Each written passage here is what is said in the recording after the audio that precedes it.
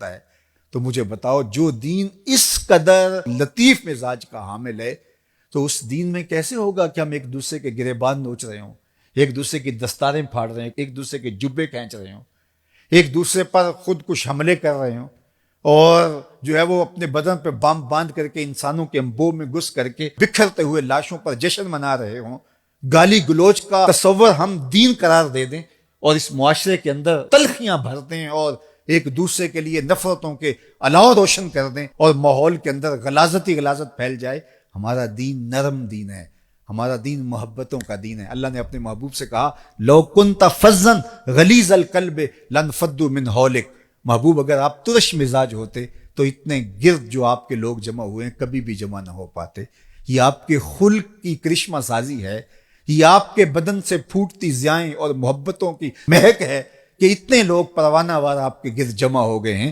اس لیے اپنی زندگی کو خوبصورت بنائیں، اپنے وجود کو مؤثر بنائیں، اپنی سوچ کو ہمیشہ مثبت رکھیں، کبھی بھی اپنی سوچ کو منفی نہ ہونے دیں.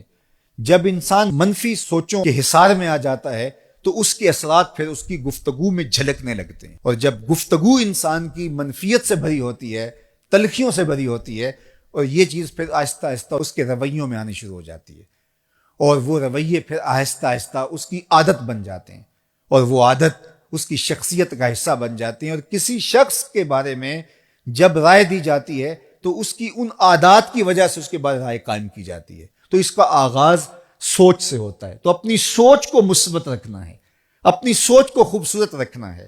لوگوں کے لیے آپ کا دل نرم، رقیق، محبت سے بھرا ہوا.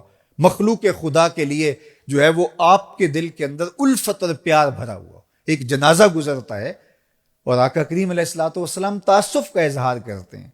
تو کسی نے کہا حضور یہ تو کسی کافر کا جنازہ ہے. تو کہا کہ مجھے اس بات پہ افسوس ہوا ہے کہ یہ کافر ہو کے کیوں مرا، کاش کہ یہ ایمان قبول کر لیتا.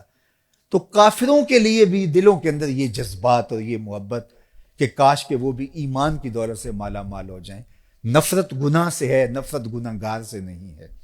تو جب گناہ سے نفرت ہوگی، گناہ گار سے نفرت نہیں ہوگی، تو پھر گناہ گار کے وجود سے گناہوں کو دور کرنے کی ہم کوشش کریں گے، نہ کہ ہم جو ہے وہ گناہ گار سے دور ہونے کی کوشش.